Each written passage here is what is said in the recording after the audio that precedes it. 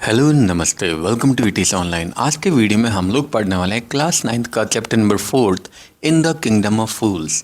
Kingdom मतलब होता है राज्य, फूल्स मतलब बेवकूफ़। जैसा कि चैप्टर के नाम से पता चल रहा है, इन द किंगडम ऑफ फूल्स यानी बेवकूफ़ों के राज्य में। चलिए बिना देरी के हम लोग करते हैं आज का एनिमेटेड वीडियो स्टार्ट।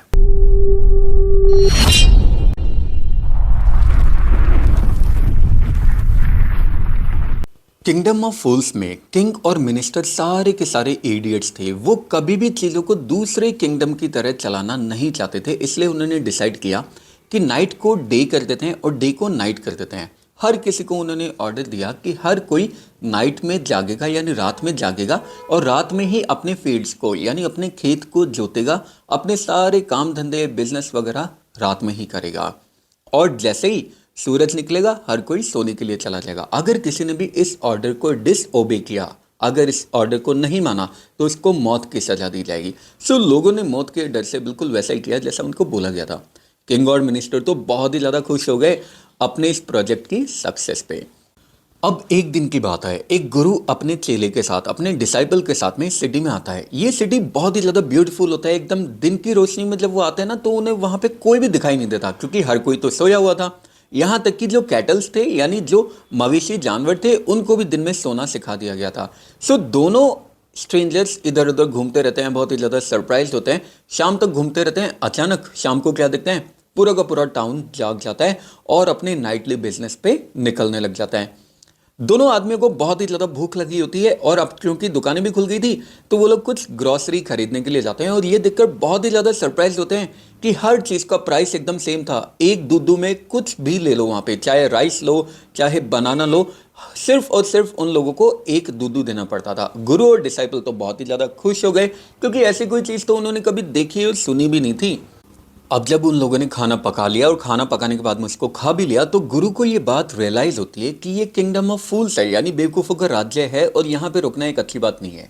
तो वो अपने स्टूडेंट को बोलते हैं, डिसाइपल को बोलते हैं, बेटा ये जगह हम जैसे लोगों के लिए नहीं है, हमें यहाँ से चलना चाहिए। लेकिन जो डिसाइपल है जगह से जाना ही नहीं चाहता था, क्योंकि सारी चीज़ इतनी ज़्यादा सस्ती थी, वहाँ पे सस्ता खाना इतना ज़्यादा मिल रहा था। गुरु बोलता है, बेटा ये सारे के सारे लोग बेवकूफ़ है और ऐसा ज़्यादा लंबे टाइम तक नहीं चलेगा, तुम्हें नहीं पता कि अगले ही पल ये लोग क्या कर देंगे। लेकिन डिसाइपल जाने से मना कर देता है। तो गुरु बेचारा बोलता है, ठीक है जैसे तेरी इच्छा हो, तू यहाँ पे रुक, मैं तो यहाँ से चला। अब गुरु वहाँ से चला जाता है और डिसाइपल वहाँ पे सस्ता खाना खा खा के एकदम मोटा सांड हो चुका था। अब एक दिन की बात है, एक थीफ होता है, एक चोर होता है, वो एक रिच मर्चेंट के घर पे जाता है चोरी करने के लिए और उसने दीवार में एक बड़ा सा होल बनाया और उस होल में से निकल के चला गया। अब जब वो अपना लूट का सामान वापस लेकर आ रहा था तो एक्चुअली ये एक पुराना घर था और उसकी दीवार उसके सिर पे गिर गई और वो चोर वहीं पे मर गया। उसका भाई जाता है भागा भागा अपने राजा के पास में और कंप्लेन करता है, महाराज मेरा ब्रदर जब अपना पुश्तैनी काम कर रहा था, यानी पुश्तैनी काम यानी चोरी वाला काम कर रहा था, तो इस मर्चेंट की दीवार उसके ऊपर गिर गई और वो मर गया। तो ये मर्चेंट पूरा का पूरा यहाँ पे ब्लेम किया जाना है, इसको एक स्ट्रॉन्ग वॉल बनानी चाहिए थी। महाराज अब आपको कॉम्पेंसेट करना पड़ेगा उसकी फैमिली के। अब राजा बोलता है, चिंता मत करो, न्याय मिलेगा तुम्हें, बिल्कुल न्याय मिलेगा। और तुरंत उस मर्चेंट को बुला लिया जाता है, घर के ऑनर को बुला लिया जाता है। और जब मर्चेंट आता है तो राजा पूछता है, हाँ भाई क्या नाम है तेरा? महाराज मेरा ये नाम है। अच्छा क्या तू उस समय घर पे था जब ये आदमी तेरे घर पे डाका डाल रहा था, चोरी कर रहा था? हाँ महाराज मैं घर पे ही था, ये मेरे घर पे आया, वो एक वीक वॉल थी, कमज़ोर दीवार थी, गिर गई और ये मर गया। तो इसका मतलब तुम्हारी दीवार ने इस आदमी को मारा है, तो मतलब तुमने एक आदमी का मर्डर किया है, बेटा तुम्हें सजा तो मिलेगी। अब वो बोलता है, महाराज मैं तो एक हेल्पलेस मर्चेंट हूँ, मैंने ये दीवार बनाई नहीं, ये तो गलती दीवार बनाने वाले की है, उसको इतनी कमज़ोर दीवार बनानी ही नहीं चाहिए थी, तो महाराज आपको उसे पनिश करना चाहिए। ठीक है कौन है वो? अब वो बोलता है, महाराज ये मेरे पुराने फादर के टाइम पे बनाई गई थी, मतलब मेरे फादर के टाइम पे पुराने ज़माने में बनाई गई थी और वो आदमी अब एक बूढ़ा आदमी हो चुका है, मैं जानता हूँ यहीं पे आसपास ही रहता है। सो किंग बोलता है अपने मैसेंजर्स को उस ब्रिक लेयर को लाने के लिए, मिस्त्री को लाने के लिए, और जो कि अब काफ़ी ज़्यादा बूढ़ा हो चुका था, उसके हाथ और पाँव बांध के उसको लाया जाता है और बोलता है, हाँ भाई तो तूने इस आदमी की दीवार बनाई थी इसके फादर के टाइम पे? हाँ महाराज मैंने बनाई थी। अरे किस तरह की दीवार बनाई भाई तूने? ये तो उस बेचारे गरीब आदमी के ऊपर, गरीब चोर के ऊपर गिर गई, मर गया वो बेचारा, तो तूने इसका मर्डर किया है, तुझे मौत की सज़ा मिलेगी। अब इससे पहले कि राजा अपने कुछ ऑर्डर दे पाता, ब्रिक लेयर के पास भी अपनी कहानी होती है। महाराज मेरी बात तो सुनो। देखो ये सच है, ये दीवार मैंने बनाई थी और ये दीवार अच्छी भी नहीं बनी, लेकिन इसमें मेरी गलती नहीं है महाराज। एक्चुअली मैं उस समय अपना माइंड उस दीवार बनाने पे लगा ही नहीं पा रहा था, क्योंकि वहाँ से मुझे अच्छे से याद है एक डांसिंग गर्ल, मतलब एक गर्ल डांस करती हुई इधर उधर जा रही थी अपनी पायल छनकाते हुए, और उस समय मैं यंग भी तो था, तो इसलिए मैं बहक गया। और मैं जानता हूँ वो डांसिंग गर्ल यहीं पे आसपास ही रहती है। महाराज बोलता है हाँ यार, बोल तो तू भी सच रहा है, ये केस तो और ज़्यादा डीप होता जा रहा है, हमें एक्चुअली इसको अच्छे से देखना पड़ेगा। चल मुझे बता कौन है वो डांसिंग गर्ल। और उस डांसिंग गर्ल को लेकर आया जाता है कोर्ट में, जो कि अभी एक ओल्ड वुमेन बन चुकी थी। राजा उस डांसिंग गर्ल से पूछता है, हाँ भाई मुझे बता, क्या आज से कई साल पहले तू गली में चक्कर काट रही थी जब ये ब्रिकलेयर उस वॉल को बना रहा था? हाँ महाराज मुझे अच्छे से याद है।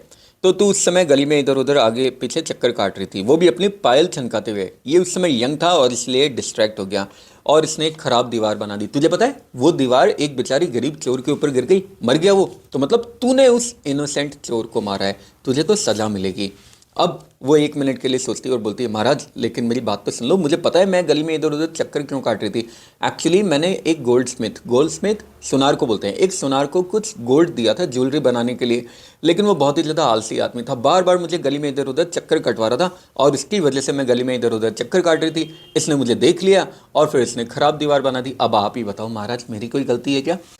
महाराज बोलते हैं कि यार बोल तो तू भी सही रही है, एट लास्ट हमें रियल कल्प्रिट मिल ही चुका है। सो राजा अपने बैलिफ को भेजता है उस गोल्ड स्मिथ को ढूंढने के लिए, जो कि अपनी दुकान के कॉर्नर में छुपा हुआ था। जब उसने अपने ऊपर लगाए हुए आरोप सुने ना, तो उसके पास खुद की कहानी थी और वो बोलता है, महाराज देखो मैं तो एक गरीब सुनार हूँ और मुझे अच्छे से याद है कि मैं इस डांसर को चक्कर कटवा रहा था, लेकिन पहले मेरी बात तो सुन लो। एक्चुअली हुआ ये था कि एक रिच मर्चेंट था और उनके घर पे शादी थी, तो उन्होंने कुछ ज्वेलरी बनवाई थी और वो बार बार मुझे जल्दीबाजी किए जा रहे थे। इसकी वजह से मैं इस बेचारी गर्ल को बार बार बोल रहा था कि अभी आधे घंटे बाद में आना, 1 घंटे बाद में आना। आपको तो पता है ना कि जो रिच लोग होते हैं वो कितने ज़्यादा इम्पेशेंट होते हैं, तो इसमें मेरी क्या गलती है महाराज?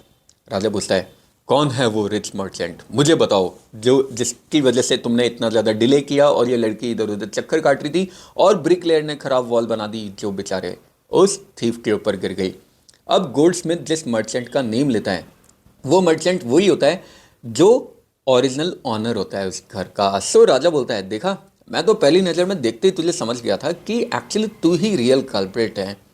तो वो बोलता है, लेकिन महाराज ये तो मेरे फादर के टाइम पे मेरे फादर ने बनवाई थी, मैंने थोड़ी बनवाई थी, फादर तो अब मर भी चुके हैं। तो राजा बोलता है, देख बेटा, तुझे अपने फादर से सारी चीज़ें विरासत में मिल रही है ना, उनका घर मिला है, उनकी पूरी ज़मीन जायदाद मिली है, तो उनके किए गए पाप भी तो मिलने चाहिए और किसी ना किसी को तो सज़ा मिलेगी। तो इसलिए सज़ा तो बेटा तुझे ही मिलेगी और एक नया स्टेक बनाया जाता है। लेकिन जब उस मर्चेंट को लेकर जाते हैं एग्जीक्यूशन के लिए, यानी उसको सजा देने के लिए स्टेक पे, तो ये देखते हैं कि यार वो तो बहुत ही ज़्यादा पतला है और स्टेक थोड़ा मोटा बन गया।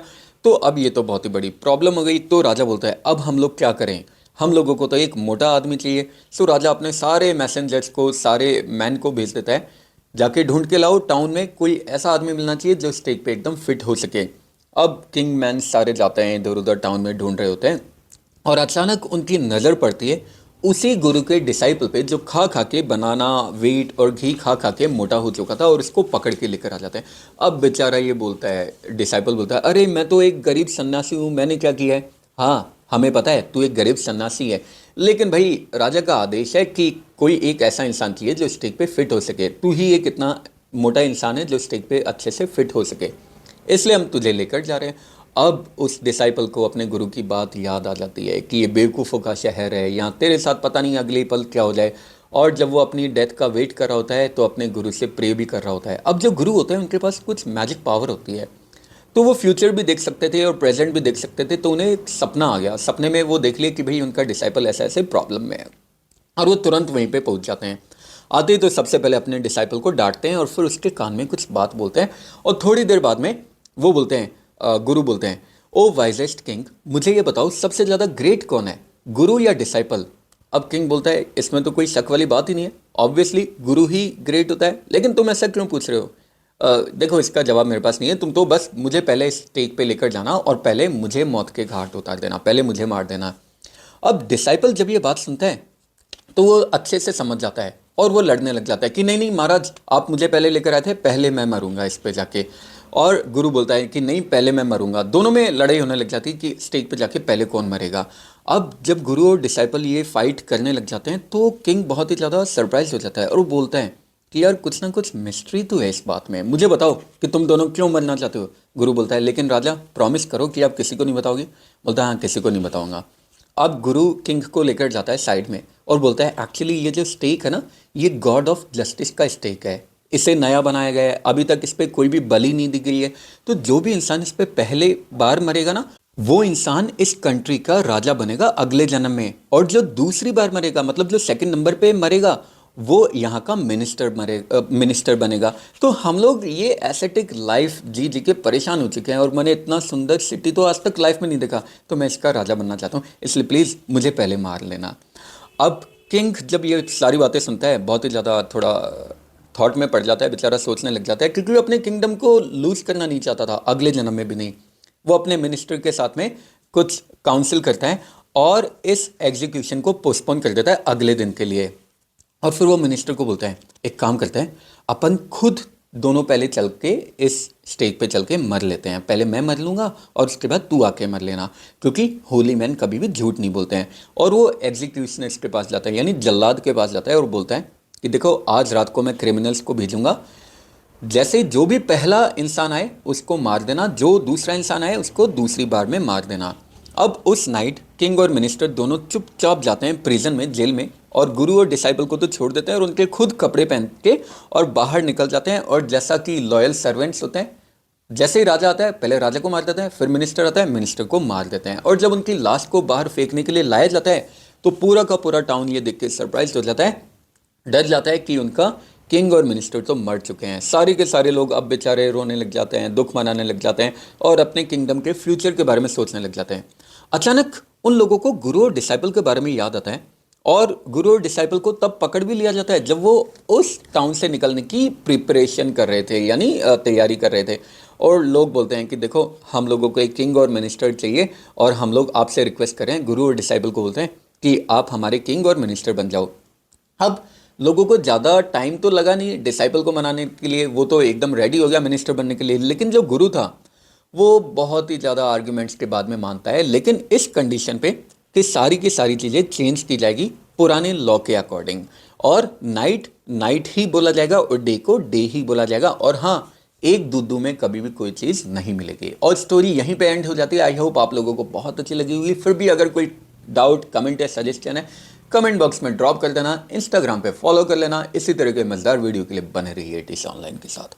नेक्स्ट वीडियो तक के लिए have a good day, take care, bye bye, जय हिंद, जय भारत, राधे राधे।